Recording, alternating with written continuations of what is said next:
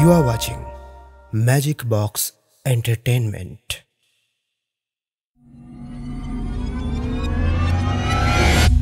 বিভূতিভূষণ বন্দ্যোপাধ্যায় বাংলা সাহিত্যে এক উজ্জ্বল নক্ষত্র।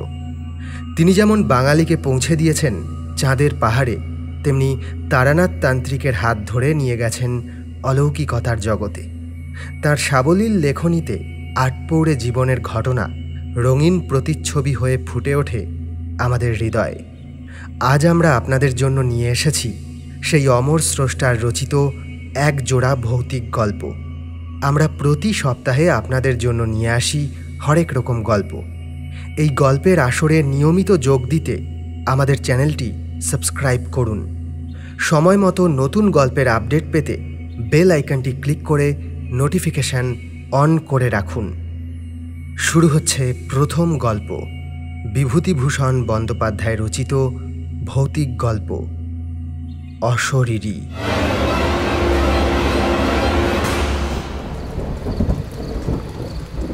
নানা রকম অদ্ভুত গল্প হচ্ছিল সেদিন আমাদের লিচুতলার আড্ডায়, কিন্তু সেসব নিতান্ত পানসে গোছের ভূতের গল্প।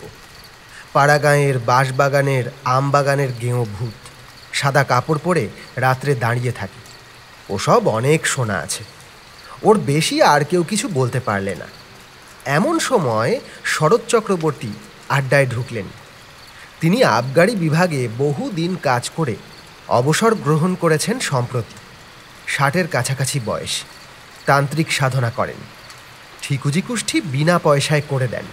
কোন রত্নের আংটি ধারণ করলে কার সুবিধে হবে ঠিক করে দেন। পরের বেগার খাটতে ওর জুড়ি বড় একটা দেখা যায় না এসব কাজে। লোক অতি সজ্জন, সকলে মানে, শ্রদ্ধা করে। অনেকে ওর সামনে ধূমপান পর্যন্ত করে না। শরৎবাবু ঢুকে বললেন, এই যে কি হচ্ছে আজ, যে বাদলা নেমেছে।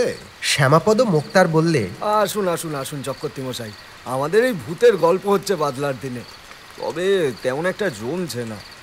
আপনার তো। শরৎ চক্রবর্তী মশাই বললেন, আমি একটা গল্প বলতে পারি, তবে সেটা ভূতের গল্প নয়। আর সেটা কিসের গল্প তা আমি জানি না, আপনারা শুনে বিচার করুন। শরৎবাবুর মুখে সেই গল্প শুনে আমরা সবাই অবাক হয়ে গেলাম। স্বর্গমর্ত যেন এক সূত্রে গাঁথা হয়ে গেল সেই ঘন বর্ষার বর্ষণ মুখর মেঘের আবরণ ভেদ করে। শরৎবাবু বললেন, আমাকে সেবার হঠাৎ জলপাইগুড়ির ওধারে ডুয়ার্স অঞ্চলে বদলি করলে। আমার পরিবারবর্গ তখন ঢাকায়, তাদের ওখানে রেখে জলপাইগুড়ি চলে গেলাম। নতুন জায়গা, সেখানে নিজে না দেখে শুনে কি করে সবাইকে নিয়ে যাই। বিশেষ করে ছেলেমেয়েরা তখন ঢাকা স্কুলে পড়াশোনা করছে। যেখানে গেলাম সেখানটা জলপাইগুড়ি থেকে অনেক দূর, ছোট লাইনে যেতে হয়। পথে চা বাগান পড়ে, বনময় অঞ্চল, কিন্তু দূরে সবুজ বনরেখার পটভূমিকায় হিমালয়ের উত্তুঙ্গ শিখরমালা চোখে পড়ে। বড় নির্জন স্থান। আমি যে জায়গায় গেলাম তার নাম হলদিয়া। ছোট্ট জায়গা। আমি সেখানে গিয়ে সিনিয়র সাব ইন্সপেক্টরের বাসায় উঠলাম, কারণ আমার বাসা তখনও ঠিক হয়নি। সে ভদ্রলোকের নাম রেবতী মোহন মুখুজ্জে, বাড়ি নদিয়া জেলায়। বেশ ফর্সা, লম্বা দোহারা চেহারা। আমায় খুব যত্ন করলেন। দিন কয়েকের মধ্যে বাসা ঠিক করে দেবেন ভরসা দিলেন। তৃতীয় দিন সকালে আমায় বললেন, আপনাকে একটা কথা বলি। কি? আপনার এখন এখানে আসা খুব ভুল হয়েছে। কেন বলুন তো? আপনি জানেন না কিছু এই দেশের ব্যাপার? না, কি ব্যাপার? এই বর্ষাকালে এখানে ভয়ানক ব্ল্যাক ওয়াটার জ্বর হচ্ছে চারিধারে। আপনি নতুন লোক, আপনার তো খুবই জ্বর হওয়ার সম্ভাবনা বিদ্যমান। 2-1 জ্বর হলেই ব্ল্যাক ওয়াটার জ্বর দেখা দেবে, তখন জীবন নিয়ে টানাটানি পড়ে যাবে। এইরকম এদেশের কাণ্ড। তবে আপনারা আছেন কি করে? সে কথা আর বলে লাভ নেই, ইচ্ছে করে নেই, আছি পড়ে পেটের দায়। চাকরি ছেড়ে দিলে এ বয়সে যাব কোথায়, খাবো কি? আমার 2টি মেয়ে পরপর মারা গিয়েছে ব্ল্যাক ওয়াটার ফিভারে। তবুও বদলি পেলাম না। কি করি বলুন শরৎবাবু? তবেই তো। একটু সাবধানে থাকলেই হবে। জলটা গরম না করে খাবেন না বাইরে গিয়ে। আচ্ছা, ব্ল্যাক ওয়াটার ফিভার হলেই কি মানুষ মারা যায়? ভালো চিকিৎসা না হলে বাঁচার সম্ভাবনা খুবই কম। বিশেষ করে এই বর্ষাকালে যারা নতুন আসেন তাদের ধরলে বাঁচানো খুব কঠিন হয়ে পড়ে। আমি এরকম দুটো কেস দেখেছি, দুটোই মারা গেল। আর শুনে মনে ভয় হলো, কিন্তু সাবধান হয়েই বা কি করব? বিদেশে বেরিয়ে কত দূর সাবধান হওয়াই বা চলে? যা থাকে কপালে ভেবে কাজ আরম্ভ করে দিলাম। 10-12 মাইল দূরে দূরে গাঁজার দোকান, মদের দোকান তদারক করে বেড়াতে লাগলাম। খুব ভালোই লাগছিল। বর্ষার সবুজ অভিযান শুরু হয়েছে বনে বনে। কত রকমের ফুল ফোটে, কত ধরনের পাখি ডাকে। দূরে হিমালয়ের তুষারাবৃত কি একটা শৃঙ্গ একদিন দেখা গেল। মিছরির পাহাড়ের মতো ঝকঝক করছে সকালের সূর্য কিরণে। তবে রোদ বড় একটা উঠতে ইদানিং আর বেশি দেখা যেত না। ইতিমধ্যে রেবতীবাবুর চেষ্টায় ভালো একটা বাসা পাওয়া গেল। উঁচু কাঠের খুঁটির উপর কাঠের তক্তা বসিয়ে তার উপর বাংলো ধরনের ঘর করা হয়েছে। কাঠের মেঝে বেশ শুকনো খটখটে। ঘরটা বেশ বড়, আলো হাওয়া বেশ আসে। মনের ভয় ক্রমে কেটে গেল। তখন মনে ভাবি, রেবতীবাবুর ওটা উচিত হয়নি। এখানকার মাটিতে পা দিতে না দিতে অমন ভয় দেখিয়ে দেওয়া কি ভালো হয়েছে? কেন করলেন ওটা রেবতীবাবু? অন্য কোনো মতলব ছিল নাকি? 7-5 ভাবি। এখানে আমার এক ব্রাহ্মণ আরদালি জুটল, নাম দিগম্বর পাড়ে। লোকটা অনেক দিন সেখানে আছে, রান্না করত খুব ভালো। সে হাট বাজার রান্না বান্না সবই করত, কোনো অসুবিধা ছিল না। মাস 2 পরে সেবার বামনপাড়া নর্থ বলে একটা জায়গায় আবগারি তদারকে গেলাম। সেটা একটা চা বাগানের পাশে ছোট্ট বাজার। চা বাগানটার ট্রাকগুলোর গায়ে লেখা বামনপাড়া নর্থ টি এস্টেট। পাহাড়ি একটা ছোট নদী পেরিয়ে আমার গরুর গাড়ি বাজারে গিয়ে থামল। বেলা তখন 10টা। 2টি মারোয়ারি মহাজনের গদি আছে। তারা বন অঞ্চলের উৎপন্ন সওদা করে। দেবেন সামন্ত বলে মেদিনীপুরের একজন ব্যবসায়ীর কাঠের কারবার আছে। গাঁজা ও আফিমের দোকান সেই দেবেন সামন্তের ভাই শশী সামন্তের। ওখানে বসে থাকতে থাকতেই আমার শরীর কেমন খারাপ হল, মাথা ধরল। দেবেন সামন্তকে বলতে সে কি একটা হোমিওপ্যাথিক ওষুধ দিল। বললে, এই নিন, এতেই সেরে যাবে, কোনো ভয় নেই। আমি বললাম, আপনাদের এখানে ব্ল্যাক ওয়াটার হয়? খুব খুব। মানুষ মরে? তা মন্দ মরে না। আপনারা ভয় পান না? আমরা অনেক দিন আছি, নতুন যারা আসে তাদের ভয় একটু বেশি। সবাই দেখছি একই কথা বলে। গাঁজার হিসাব চেক করতে করতে আর যেন বসতে পারলাম না। তাড়াতাড়ি কাজ সেরে নিয়ে গাড়িতে উঠে পড়ি। জল তেষ্টা পাওয়াতে বামনপাড়া নর্থ চা বাগানের একটা গুমটি টিনের শেড থেকে জল চেয়ে খাই এক নেপালি দারোয়ানের কাছ থেকে। যখন বাসায় পৌঁছালাম তখন বেলা গিয়েছে। আমার তখন খুব জ্বর, পথেই কম্প দিয়ে জ্বর এসেছে। খবর পেয়ে রেবতীবাবু ছুটে এলেন।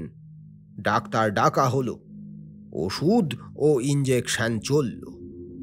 3 দিনের মধ্যে জ্বর ছেড়ে গেল। দিন 15 বেশ আছি। সবাই বললে ঠান্ডা লেগে অমনটা হঠাৎ হয়েছিল, ও কিছু না। আমিও নিজেকে সেইভাবেই বোঝালুম। আবার বেশ কাজকর্ম করি, শরীরে কোনো গ্লানি নেই। একদিন হলদিয়া পুলিশ থানায় বসে থানার দারোগার সঙ্গে গল্প করছি, হঠাৎ আবার জ্বর এলো। দারোগা বাবু লোক দিয়ে আমায় বাড়ি পাঠিয়ে দিলেন। আরদালি দিগম্বর পাড়েকে বললাম, জল দাও। জল খেয়ে শুয়ে পড়লাম। 3 দিন ভীষণ জ্বরের ঘোর কাটল। রেবতী বাবু এবং থানার দারোগা বাবু 2 বেলাই আসতেন। কিভাবে আমার সাবু বার্লি তৈরি করতে হবে আমার আরদালিকে শিখিয়ে দিয়ে যেতেন। 3 দিন পরে জ্বর কমে গেল। ক্রমে বেশ সেরে উঠলাম। কাজকর্ম আবার শুরু করে দিলাম। দিন 15 পরে চা বাগানের একটা আবগারি কেস দেখতে গিয়েছি। আবার হঠাৎ জ্বর এলো। এবার একটা জিনিস লক্ষ্য করলাম, এখানকার জ্বর ভেলকিবাজির মতো আসে, আবার ভেলকিবাজির মতো চলে যায়। সুতরাং প্রথম জ্বর এলে আমার যেরকম ভয় হতো, এখন গা সওয়ার দরুন সে ভয় একেবারেই নেই। আরদালিকে ডেকে বলে দিলাম আগের মতো পথ্য প্রস্তুত করে আমাকে যেন খাওয়ায়। এবার কিন্তু একটু অন্য রকম হলো। অত সহজে এবার আমি নিষ্কৃতি পেলাম না। দিন 2 পরে উৎকট ব্ল্যাক ওয়াটার জ্বরের সব লক্ষণগুলি আমার মধ্যে ফুটে বেরুল। অতিরিক্ত রক্তপাতের দরুন অত্যন্ত দুর্বল হয়ে পড়লাম। সেরে উঠতে 5-6 দিন লেগে গেল। দিন 2 পথ্য করার পর একদিন সকালবেলা আমার সঙ্গে রেবতী বাবু আর দারোগা বাবু দেখা করতে এলেন। আরদালিকে চা করে দিতে বললাম, কিন্তু তাঁরা চা খেলেন না। পরে বুঝেছিলাম তাঁরা চা খাননি ব্ল্যাক ওয়াটারকে ছোঁয়াচে জ্বর ভেবেই। দারোগা বাবু বললেন, আগে শরৎবাবু, একটা কথা বলি। বলুন। আপনি এখান থেকে চলে যান। কেন বলুন তো? ডাক্তারবাবুরও তাই মত। আমাকে তো কিছু বলেননি। দারোগা বাবু ইতস্তত করে বললেন, না, আপনাকে বলেননি বটে, আমাদেরকে বলেছেন আপনাকে বলবার জন্য কিনা, তাই বলাটা উচিত ভাবলাম। উনি বলেছেন আপনার অসুখ খুব খারাপ, মানে আমি তো সেরে গিয়েছি। ও সারা বড় কঠিন শরৎবাবু। বেশ, তাহলে স্টেশন পর্যন্ত আমি যাব কি করে? রক্ষিয়াঘাট পার হবার তো কোনো উপায় দেখিনি। আহা, কিছু ভাববেন না। স্ট্রেচার জোগাড় করছি চা বাগান থেকে, কুলি পাঠাবো। পুলিশের লোকও সাথে যাবে। আপনাকে ট্রেনে উঠিয়ে না দিয়ে তারা ফিরবে না। বেশ, আমি তখন জানতাম না যে সেদিনই আমার জীবনের শেষ দিন হতো। যদি কিন্তু সে কথা ক্রমে বলছি। আমি সম্মতি দিলে দারোগা বাবু চলে গেলেন। তখন বেলা 9টা হবে। গরম জল করে নিয়ে আসতে বললাম আরদালিকে, গা হাত মুছব বলে। তারপর 1 বাটি বার্লি খেলাম। আরও একটু বেলা হলে 2টি ভাতও খেলাম। বেলা 12টার পর লোকজন এলো স্ট্রেচার নিয়ে। এই পর্যন্ত বলে শরৎ চক্রবর্তী বললেন, একটু চা খাবার ইচ্ছে হচ্ছে। আমরা বললাম, গল্পটা শেষ করুন। চা খেয়ে নিয়ে বলবো। এইবার গল্পের আসল অংশটা এসে গিয়েছি কিনা একটু গলা ভিজিয়ে নিয়ে বলি। নিতাইবাবু উকিল বললেন, একই কথা। আপনি বললেন ব্ল্যাক ওয়াটার জ্বর হলো, সেরে গিয়ে আপনি পথ্য করলেন। অথচ ডাক্তারবাবু কেন আপনার অসুখ খারাপ বললেন? অসুখ তো সেরে গিয়েছিল। সেরে গিয়েছিল কিরকম সেবার, এখনই সেটা শুনলে বুঝতে পারবেন। আসলে সারেনি। তবে পথ্য দিয়েছিল কেন ডাক্তার? এ কথার জবাব আমি দিতে পারবো না, কাউকে জিজ্ঞেসও করিনি। তবে যেমনটা ঘটেছিল সেই রকম বলে যাচ্ছি। এটা একটা অদ্ভুত কথা বলছেন আপনি। কিরকম সে দেশের ডাক্তার বুঝলাম না মশাই। এ কথা আমিও কখনো ভেবে দেখিনি। আচ্ছা, এবার বলি গল্প। শরৎ চক্রবর্তী পুনরায় গল্প আরম্ভ করলেন। বেলা 12টার পর স্ট্রেচার নিয়ে এলো চা বাগানের লোকজন। সেখানে দাঁড়িয়েছিলেন রেবতীবাবু ও দারোগা বাবু। আমি আর আরদালি জিনিসপত্র গোছাচ্ছি। এমন সময় আবার এলো জ্বর, ভীষণ কম্প জ্বর। আর আমি বসতে পারলাম না। ঘরের মধ্যে গিয়ে তাড়াতাড়ি বাঁধা বিছানা আরদালিকে দিয়ে খুলিয়ে পাতিয়ে শুয়ে পড়লাম। এবার আমি আর কিছুই জানি নে। আমার সমস্ত চৈতন্য লুপ্ত হয়ে গেল এক ঘন অন্ধকারের আবরণের অন্তরালে। যখন আবার আমার জ্ঞান হলো, তখন দুটো জিনিস আমার চোখে পড়ল প্রথমেই। অন্ধকারের মধ্যে একটা কি গাছের ডাল পাশের জানালার বাইরে হাওয়ায় দুলছে। দ্বিতীয় জিনিস হলো আমার বাক্স ও পুঁটুলি আমার পায়ের দিকে দেওয়ালের কাছে রয়েছে এবং আমার ছাতিটা দেওয়ালের কোণে হেলানো রয়েছে। আমি কি রেলওয়ে ট্রেনে উঠেছি? কিন্তু এত অন্ধকার কেন রেলের কামরা? অন্য লোকই বা নেই কেন কামরায়? তারপর আস্তে আস্তে আমার মনের আকাশ মেঘমুক্ত হয়ে আসতে লাগলো। আমার মনে পড়ল যে আমি স্ট্রেচারে আদৌ উঠিনি। জ্বর আসাতে ঘরে এসে শুয়ে পড়েছিলাম। কিন্তু ঘরই যদি হয়, আরদালি দিগম্বর কই? ঘরে আলো জ্বালেনি। আমি কোথায়? তৃষ্ণা পেয়েছিল, ডাকতে গেলাম তাকে। গলার স্বর আটকে গেল। দুবার ডাকতে গেলাম, দুবারই তাই হলো। আমার মনে হলো বাইরে চাঁদ উঠেছে। জানালা দিয়ে ঘরের মধ্যে চাঁদের সামান্য আলো এসে পড়েছে। কিছুক্ষণ সামনের দিকে চেয়ে রইলাম। ঘরের মধ্যে বা বাইরে কোথাও কোনো শব্দ নেই। হঠাৎ আমার দৃষ্টি নিবদ্ধ হলো বাইরের দিকে। কে ওখানে বাইরে? এই দেখুন, এতদিন পরে মনে পড়েও আমার গা শিউরে উঠল। দেখলাম কি জানেন?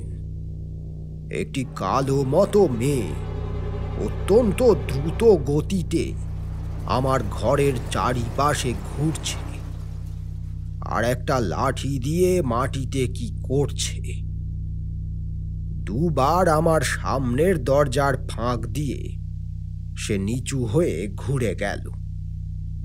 তিনবারের বার মেয়েটি হঠাৎ মুখ উঁচু করে আমার দিকে চেয়ে হাত নেড়ে বললে, কোনো ভয় নেই, গণ্ডি দিচ্ছে।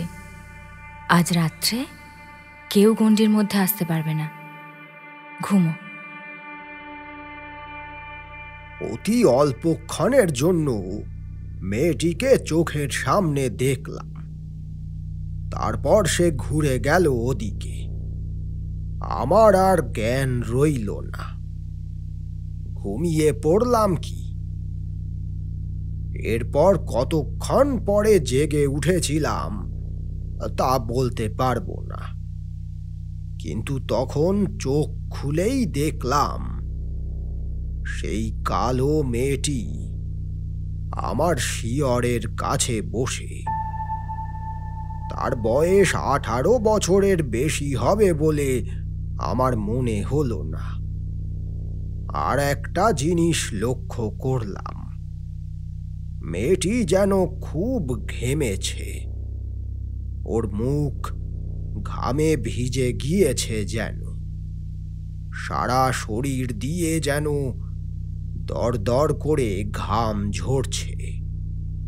আমি ওর দিকে চেয়ে দেখতেই মেয়েটি চমৎকার শান্ত স্নেহময় সুরে বলে উঠল, জাগলি কেন? ঘুমো ঘুমো, কোনো ভয় নেই, ঘুমো। শেষবার যখন ও ঘুমো বলেছে তখন আমি ঘুমিয়ে পড়লাম ওর কথা শুনতে শুনতে। ঘুমিয়ে পড়বার আগে সেই গাছের ডালটার দিকে নজর পড়ল জানালার বাইরে। তার গায়ে জ্যোৎস্না পড়েছে। এইখানেই আমার গল্প শেষ হল। সকালে আমি যখন জেগে উঠলাম তখন মনে হলো স্বাভাবিক সুস্থ অবস্থায় ঘুম থেকে আমি জেগে উঠেছি।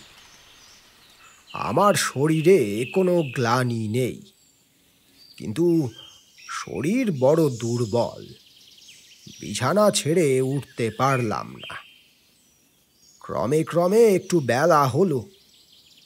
তখন দেখি দিগম্বর পাড়ে আড়দালি সন্তর্পণে পা টিপে এসে ঘরের মধ্যে উঁকি দিচ্ছে। আমি ডাকতেই সে যেন চমকে উঠল, কোনো উত্তর দিল না। আমি বললাম, রেবতীবাবুকে ডেকে নিয়ে এসো। থতমত খেয়ে সে যেন চলে গেল। কিছুক্ষণ পরে অনেক লোক এলো আমাকে দেখতে। তার মধ্যে রেবতীবাবুও ছিলেন। রেবতীবাবু বললেন, কেমন আছেন শরৎবাবু? ভালো, আমি কিছু খাবো। তখনই রেবতীবাবু বাইরে গিয়ে কাকে কি বললেন। খানিক পরে এক বাটি বার্লি এলো আমার জন্যে। বার্লি খেয়ে শরীরে বল পেলাম। ডাক্তার এসে পরীক্ষা করে বললেন জ্বর ছেড়ে গিয়েছে। এর দিন দুই পরে আমি সম্পূর্ণ নিরোগ হয়ে উঠলাম, পথ্যও করলাম। তখন ক্রমে ক্রমে শুনলাম সেই ভীষণ রাত্রে আমাকে মুমূর্ষু মনে করে সবাই আমাকে ছেড়ে চলে গিয়েছিল একা ফেলে। ডাক্তারবাবু বলেছিলেন রাত কাটবে না, এমনকি সকালে আমার সৎকারের জন্য কে কে যাবে, কোথায় কাঠ পাওয়া যাবে, এসব বন্দোবস্ত নাকি ঠিক হয়ে গিয়েছিল। সকালেই লোক পাঠিয়ে আমার পরিবারবর্গকে টেলিগ্রামে আমার মৃত্যু সংবাদ জানানোর জন্য থানা থেকে একজন কনস্টেবল পাঠাবেন দারোগাবাবু তাও ঠিক করে রেখেছিলেন। অথচ সেই নির্বান্ধব পরিত্যক্ত অবস্থায় কে আমার মৃত্যুশয্যার পাশে সারা রাত বসেছিল, কে আমার ঘরের চারিধারে গণ্ডি এঁকে দিয়েছিল আমাকে বিপদের হাত থেকে রক্ষা করতে। সবাই পরিত্যাগ করলেও কে আমাকে সেই অসহায় অবস্থার মধ্যেও পাহারা দিয়েছিল? এসব প্রশ্নের কোনো জবাবই আমি দিতে পারবো না। যদি আপনারা বলেন সবটাই জ্বরের ঘোরে স্বপ্ন দেখেছি, তারও কোনো প্রতিবাদ আমি করতে চাই না। স্বপ্ন যদি হয় বড় মধুর, বড় উন্নত ধরনের উদার স্বপ্ন দেখেছিল আমার মুমূর্ষু মন। সে স্বপ্নের ঘোর আমার সারা জীবন চোখে রইল মাখা। মস্ত বড় একটা আশার বাণী দিয়ে গেল প্রাণে। শরৎ চক্রবর্তী চুপ করলেন। মনে হলো তার চোখে যেন জল চকচক করছে। উকিল নিতাইপদ রাহা বললেন, সেরে উঠে হলদিয়াতে আপনি ছিলেন কতদিন? যতদিন গভর্নমেন্ট আমাকে বদলি না করেছি, প্রায় 2 বছর। এভাবে একা ছিলেন বাসায়? আমি আর দিগম্বর আর কেউ না। আর কোনোদিন কিছু দেখেছিলেন? না। আর অসুখে ভুগেছিলেন? না। ঘন বর্ষার রাত, বাইরে বেশ অন্ধকার। জোনাকি জ্বলেছিল উঠানের শিউলি গাছটার ডালে পাতায়। আমরা সবাই অনেকক্ষণ চুপ করে রইলাম। নিতাই উকিলও আর বেশি কথা বলেনি। বৃষ্টি এসে পড়বে বলে শরৎ চক্রবর্তীকে আমরা বাড়ি পাঠিয়ে দিলাম ছাতি দিয়ে। শুনছিলেন প্রথম গল্প, বিভূতিভূষণ বন্দ্যোপাধ্যায় রচিত অশরীরী। বিভিন্ন চরিত্রে রূপদান করেছেন অর্ণব, অরিতা, শুভদীপ, সৌরভ, সোমা এবং আমি আপনাদের সঙ্গে সৌমেন। এবার আপনারা শুনবেন দ্বিতীয় গল্প, বিভূতিভূষণ বন্দ্যোপাধ্যায় রচিত ভৌতিক গল্প অভিশাপ।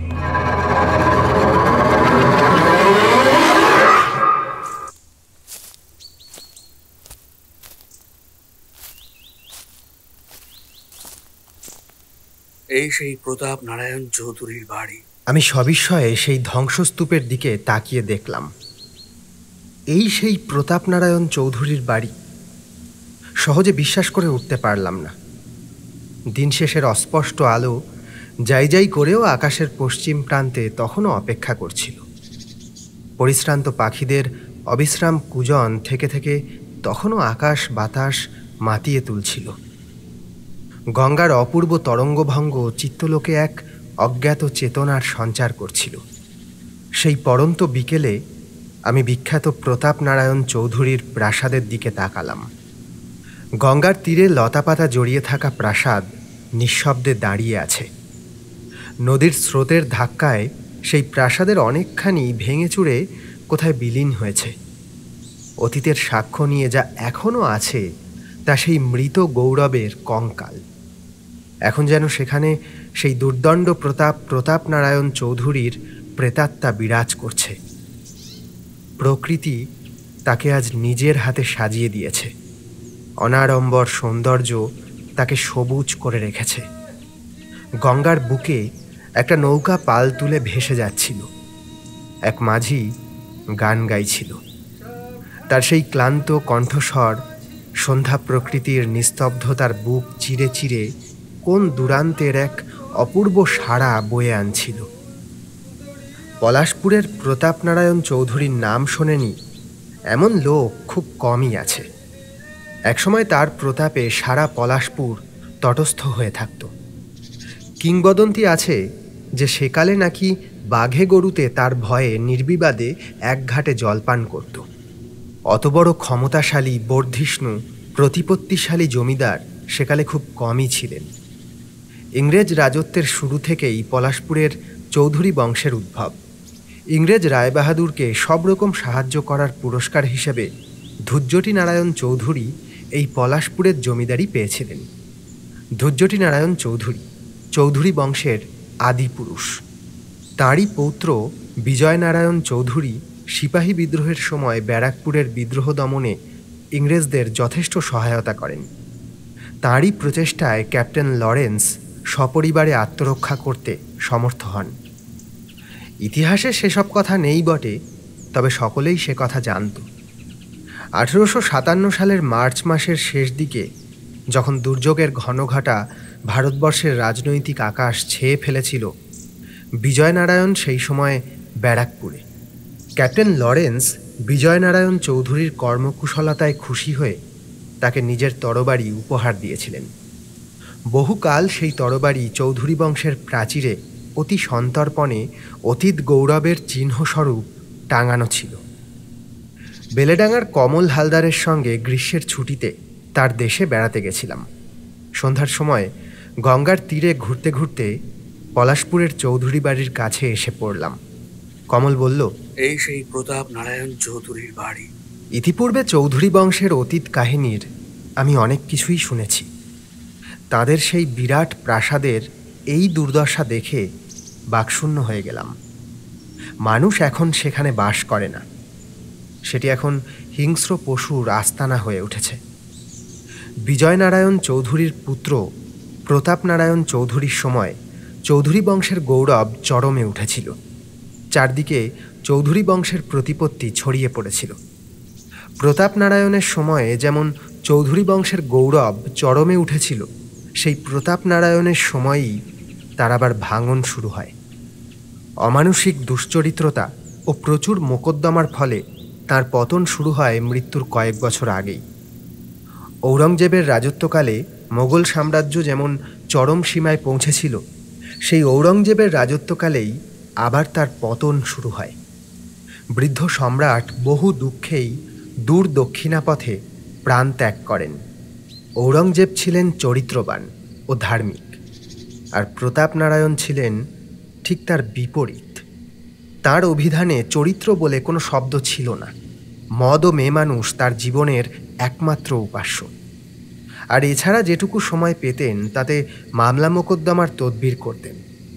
তার মতো নিখুঁতভাবে মোকদ্দমা তদবির করতে সেকালে খুব কম লোকই পারত। অথচ লেখাপড়ার তিনি ধার ধারতেন না, আইন তো দূরের কথা। কত নিষ্পাপ স্ত্রীলোকের আর্তক্রন্দনে নিঃশব্দ রাত্রে চৌধুরী বংশের সুদীর্ঘ রংমহল যে ধ্বনিত হয়ে উঠেছিল তার হিসাব নেই। তাদের সেই ব্যাকুল আর্তনাদ ঝিঝির ডাকের সঙ্গে তালে তালে বেজে উঠছে।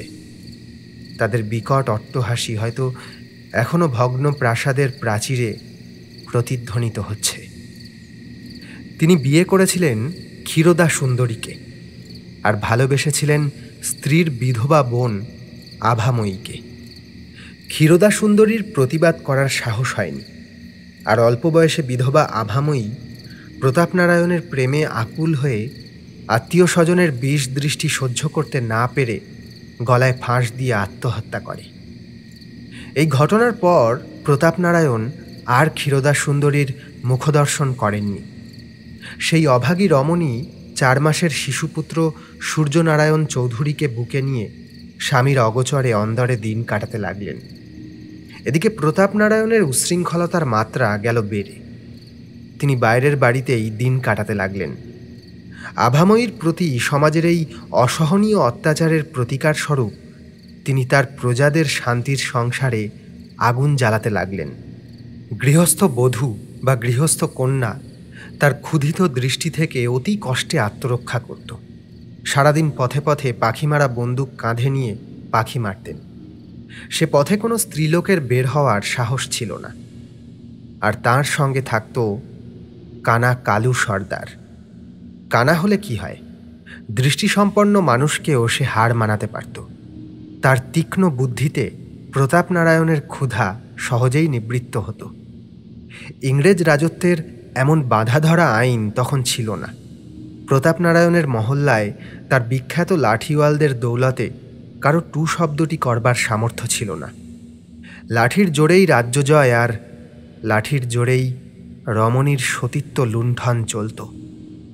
কিন্তু প্রতাপ নারায়ণ স্ত্রীলোকদের মনে প্রাণে ঘৃণা করতেন। নারী নরকের দ্বার, এই নারীই তার জীবনে দিয়েছিল দাবানল জ্বালিয়ে। সেবার প্রচণ্ড এক বর্ষার দিনে কালু কোথা থেকে অচেনা এক স্ত্রীলোককে নিয়ে আসলো। রাত তখন 10টা। চারদিকে বর্ষার ধারা যেন এক বিরোহিণীর আর্তক্রন্দনের মতো অবিরাম ঝরছিল।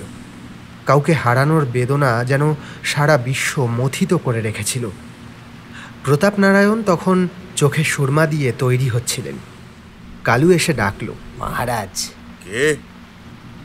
ও এসেছে। বিশ্রাম করতে বল। কত দূর থেকে আসছে? 7 ক্রোশ। কেমন?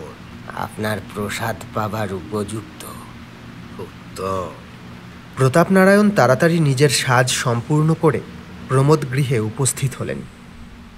অভাগিনী তখন সেই বিলাস গৃহের এক কোণে বস্ত্রখণ্ডে সর্বাঙ্গ আবৃত করে কেঁদে মরছিল। মানুষের পায়ের শব্দ পেয়ে সে প্রতাপ নারায়ণের দিকে তাকিয়ে বিকট শব্দে আঁতকে উঠল। তার আয়ত চোখ, সর্বোপরি তার সেই ভীতি সুন্দর দেহলতা প্রতাপ নারায়ণের প্রাণে এক উন্মাদনা জাগিয়ে তুলল। প্রতাপ নারায়ণ তার কাছে গিয়ে প্রশ্ন করলেন, তোমার নাম? কোনো উত্তর পেলেন না। পুনরায় বললেন, এই যে বিরাট প্রাসাদ, এই অতুল বৈভব, সবই শুধু তোমার। আজ তুমি আমার রানী। না না না না, আমি রানী হতে চাই না। আমায় আমায় ভিখিরি থাকতে দিন।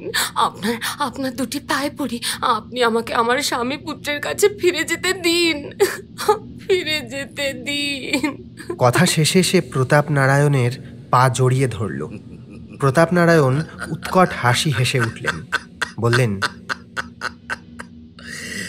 অসম্ভব।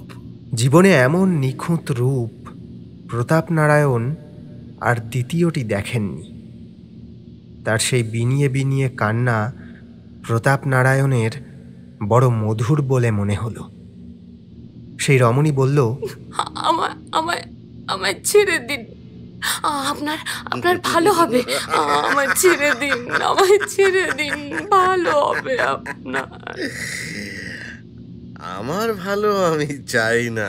আপনি আপনি ধ্বংস হয়ে যাবেন, আপনার সর্বনাশ হবে।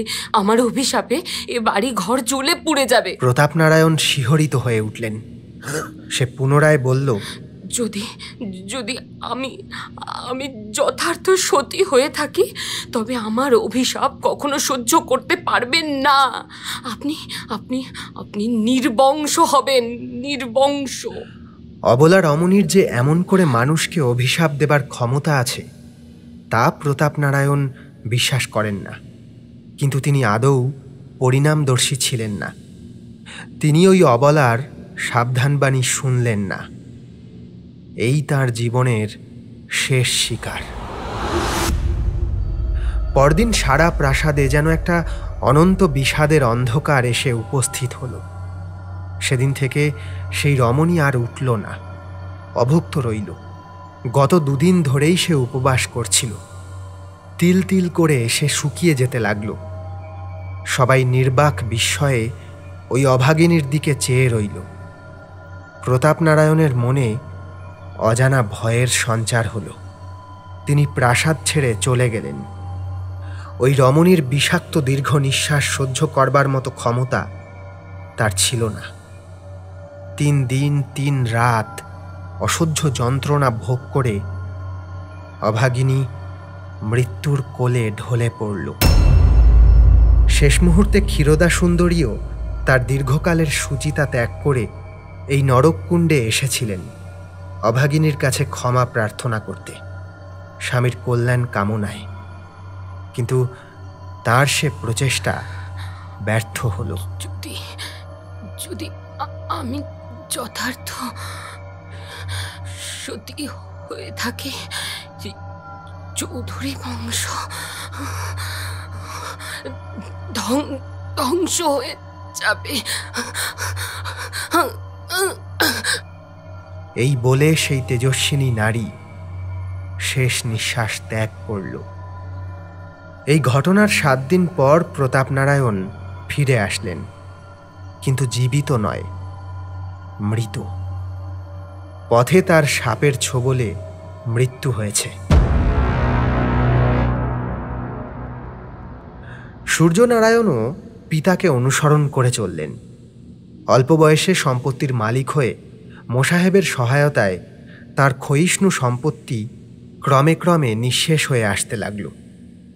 পিতার মতো তিনিও ছিলেন অপরিণামদর্শী। ভবিষ্যতের কথা ভাববার অবকাশ তার ছিল না।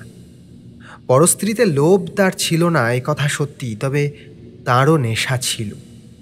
শহরাঞ্চল থেকে সব বিখ্যাত বাইজিয়ানার নেশা তাকে পেয়ে বসেছিল। তাদের জন্য তিনি নির্দ্বিধায় অর্থ ব্যয় করতেন। লখনৌ, দিল্লি, আগ্রা, বেনারস, লাহোর, বোম্বাই, কলকাতা ইত্যাদি সব শহরের সুপ্রসিদ্ধা বাইজিদের পায়ের ধুলোয় তিনি তার বাপ ঠাকুরদার পবিত্র প্রাসাদ ধন্য করতে মেতে উঠেছিলেন।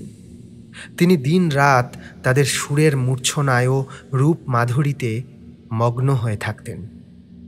বিয়ে করেছিলেন যথাসময়, যদিও বাবার মতো তিনি তার পত্নীকে ঘৃণা করতেন না, তবুও তার দিন কাটত বাইরের বাড়িতে। গভীর রাত্রে মাঝে মাঝে টলতে টলতে অন্দর বাড়িতে উঠতেন নিতান্ত অনিচ্ছায়। অধিকাংশ রাতই তার এই বাইরের বাড়িতে কাটত। তাছাড়া দেশ ভ্রমণ তার জীবনের একটি বিশেষ অঙ্গ ছিল।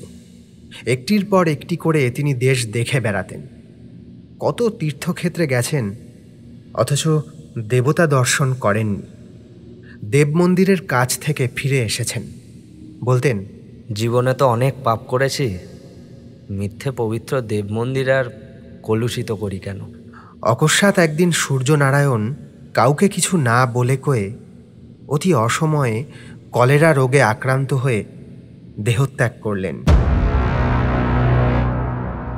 মৃত্যুকালে তিনি তার নাবালক পুত্র শঙ্করনারায়ণ চৌধুরীকে দেনার দায়ে আকণ্ঠ ডুবিয়ে যেতে কুণ্ঠিত হননি। শঙ্করনারায়ণ যখন সাবালক হলেন, তখন তিনি তার সম্পত্তির মধ্যে তাদের প্রাচীন বসতবাটি ছাড়া আর কিছুই দেখতে পেলেন না। চারিদিকের আয়ের পথ বন্ধ হয়েছিল। বনেদি বংশের ধ্বংসাবশেষ নিয়ে চৌধুরী পরিবার বিভীষিকার মতো দাঁড়িয়ে রইল। গয়না বিক্রি করে শঙ্করনারায়ণ মানুষ হয়ে উঠলেন। তিনি কিন্তু মানুষ হলেন তার পিতা বা পিতামহের বিপরীত প্রকৃতি নিয়ে। ইংরেজি শিক্ষার তিনি ধার ধারলেন না, তবে অবিচলিত চিত্তে সংস্কৃত অধ্যয়ন করে যেতে লাগলেন। তার মধ্যে কেমন যেন ধর্মভাব জেগে উঠল। তিনি অল্প বয়স থেকেই ধার্মিক হয়ে পড়লেন। সামাজিক আচার অনুষ্ঠানে তার প্রগাঢ় শ্রদ্ধা। গৃহদেবতা লক্ষ্মী জনার্দনের পুজোয় ক্রমে ক্রমে তিনি আত্মনিয়োগ করেন। তিনি ছিলেন অত্যন্ত গম্ভীর প্রকৃতির মানুষ। কারো সঙ্গে বড় একটা কথা বলতেন না। বাড়িতে খাওয়া দাওয়া করতেন আর ত্রিতলের ঘরে বসে থাকতেন, কোথাও বের হতেন না। রুদ্রাক্ষের মালা গলায় পরে গেরুয়া বসনে সর্বাঙ্গ জড়িয়ে তিনি সন্ন্যাস জীবনযাপন করতে লাগলেন। অবসর সময়ে তিনি তার প্রিয় বেহালাখানায় বসে ছড়ি ঘষতেন। রাত্রির নিস্তব্ধতার বুক চিরে সেই রাগিনী কোনো বন্দিনী বিরোহিণীর আর্তক্রন্দনের মতো শোনাত। ক্ষয়িষ্ণু চৌধুরী বাড়ির গৃহলক্ষ্মী যেন ওই ভাষায় গুমড়িয়ে গুমড়িয়ে কেঁদে মরত। শঙ্করনারায়ণও তার বংশের ধারা বজায় রেখে অল্প বয়সে বিবাহ করেছিলেন এবং খুব অল্প বয়সেই তার পুত্র হয়েছিল। তার পিতৃপুরুষদের মতো তিনি তার পত্নী কল্যাণীকে ঘৃণা করেননি সত্য, তবে তাকে যে ভালোবাসতেন একথা হলপ করে বলা যায় না। তিনি স্ত্রীর প্রতি তার কর্তব্য করতেন মাত্র। সারাদিন প্রায় তার গৃহদেবতার ধ্যান ধারণায় কাটত। তিনি প্রতিদিন অত্যন্ত সুচিতা সহকারে দেবতার আরাধনা করতেন। গভীর রাত্রে পুজোয় বসতেন। যা জুটত সেই সামান্য দুটি সাকান্ন মুখে দিয়ে তিনি আবার তার সেই ত্রিতলের ঘরে যেতেন। বাড়ি থেকে বের হতেন না মোটেই। দিন দিন চৌধুরী বংশ যে নিশ্চিহ্ন হওয়ার পথে এগিয়ে যাচ্ছে তা দেখে তিনিও ধীরে ধীরে শুকিয়ে যেতে লাগলেন। আর ততই তার গৃহদেবতার পুজোর মাত্রাও বেড়ে যেতে লাগল। তিনি পাগলের মতো হয়ে গেলেন। তার জীবনের একমাত্র কামনা হলো বিত্ত চাই, অর্থ চাই, ঐশ্বর্য চাই। তিনি কেবল প্রার্থনা করতেন দেবতা আবার যেন চৌধুরী বংশের নষ্ট সম্পদ ফিরিয়ে দেন। এ সময় একদিন চৈত্র মাসের এক অমাবস্যা রাত্রে শঙ্করনারায়ণ স্বপ্ন দেখলেন যেন তাদের গৃহলক্ষ্মী চৌধুরী বংশ ত্যাগ করে চলে যাচ্ছেন। তার অপূর্ব জ্যোতিতে বিশ্বভুবন আলোকিত। একটা সুস্নিগ্ধ সুবাসে দিগন্ত ভরে উঠেছে। শঙ্করনারায়ণ দ্রুত পায়ে উঠে গিয়ে দেবীর পথ রোধ করে দাঁড়ালেন। দেবী তার বিষণ্ণ মুখে যেন বললেন, বাছা, পথ ছাড়, আমায় যেতে দে। মা, আমাদের এমনি করে ছেড়ে যাচ্ছ মা? নিত্য না খেয়ে তোমার পূজার আয়োজন করেছি মা, তবু তোমার ক্ষুধা দূর হয়নি। না, আমি রক্ত চাই। কার রক্ত মা? তোর ছেলের। দেবী বিলীন হলেন। আর ঠিক তখনই শঙ্করনারায়ণের ঘুম ভেঙে গেল। ঘামে তার সারা শরীর ভিজে উঠেছে। তিনি উঠে বসে কাঁদতে লাগলেন। রাক্ষসী, এ কি পরীক্ষা তোর!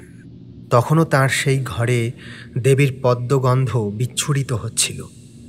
শঙ্করনারায়ণ বিচলিত হলেন না। চৌধুরী বংশ তার পুত্রের চেয়েও বেশি মূল্যবান। তিনি বললেন, তাই হবে মা, তাই হবে। তুমি এ অভাগাকে ত্যাগ করো না। তারপর তিনি ধীর পায়ে তার শয়নগৃহে এসে উপস্থিত হলেন অতি সন্তর্পণে। কল্যাণী তখন ঘুমাচ্ছিলেন, আর তার পুত্র মায়ের স্তন্যপান করছিল ঘুমন্ত অবস্থায়। শঙ্কর নারায়ণ অত্যন্ত ধীরে ধীরে সেই খোকাকে মায়ের বুক থেকে ছিনিয়ে আনলেন। কল্যাণী সারাদিনের পরিশ্রমে ক্লান্ত হয়ে ঘুমাচ্ছিলেন। তিনি একবার পাশ ফিরে শুলেন মাত্র। শঙ্কর নারায়ণ খোকাকে পরম স্নেহে তার বুকের মধ্যে করে সেই ঘর থেকে বাইরে নিয়ে এলেন। শোঁ শোঁ শব্দে সারা প্রকৃতি যেন উন্মাদ তাণ্ডবে মেতে উঠেছিল। খোকা পিতার কোলে ঘুমাতে লাগল। তারপর খোকাকে গৃহদেবীর সম্মুখে নিজের হাতে বলি দিলেন। একবার হয়তো সে কেঁদেছিল, কিন্তু বাইরের সেই ঝড় জলের মধ্যে সে কান্না হয়তো শোনা যায়নি। রক্তে সারা ঘর ভরে গেল। ভয়ে বিস্ময়ে তিনি কিন্তু দিশাহারা হলেন না বা বেদনায় মুষড়ে পড়লেন না। হোমের জন্য যে বালি ছিল তা এনে সারা রাত্রি তিনি সেই রক্তচিহ্ন মুছতে লাগলেন। চৌধুরী বংশ বড় হবে, জীবনের এই একমাত্র আকাঙ্ক্ষা আজ তার পূরণ হয়েছে। এই সান্ত্বনায় পরম তৃপ্তিতে সেই বালির উপরেই ভোররাতের দিকে তিনি ঘুমিয়ে পড়লেন। দিনের আলো ফুটতে না ফুটতে কল্যাণী পাগলের মতো ছুটে এসে স্বামীকে ডাকলেন। ওগো ওগো, খোকা কোথা গেল? শঙ্কর নারায়ণ স্ত্রীর পানে তাকাতে পারলেন না। খোকার মৃতদেহ তখন ভাগীরথীর খরস্রোতে কোন দূরান্তরে ভেসে গেছে। সেই রক্তমাখা বালুকা রাশি তার শেষ চিহ্ন। কল্যাণী আবার ডাকলেন। কি হলো? কথা বলো, কথা বলো, আমার খোকাকে এনে দাও। শঙ্কর নারায়ণ আর কোনো কথা বলতে পারলেন না। জীবনে আর তিনি খুব কমই কথা বলেন। যাই হোক, ব্যাপারটা আর চাপা থাকল না। বুদ্ধিমতী কল্যাণী ক্রমে ক্রমে সমস্ত ব্যাপারই জানতে পারলেন। সারা দিন তিনি আর উঠলেন না, খেলেন না।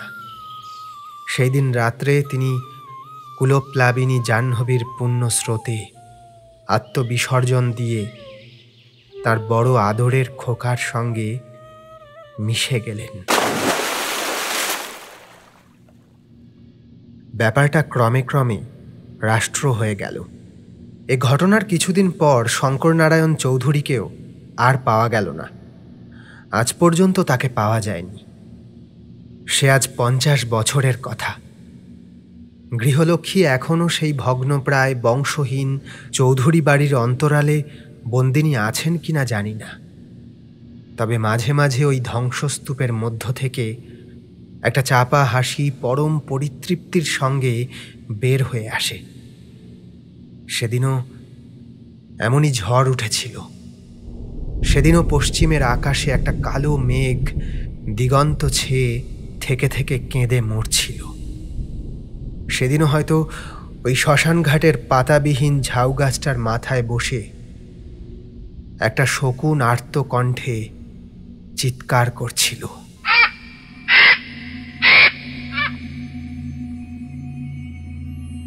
শুনছিলেন গল্প অভিশাপ।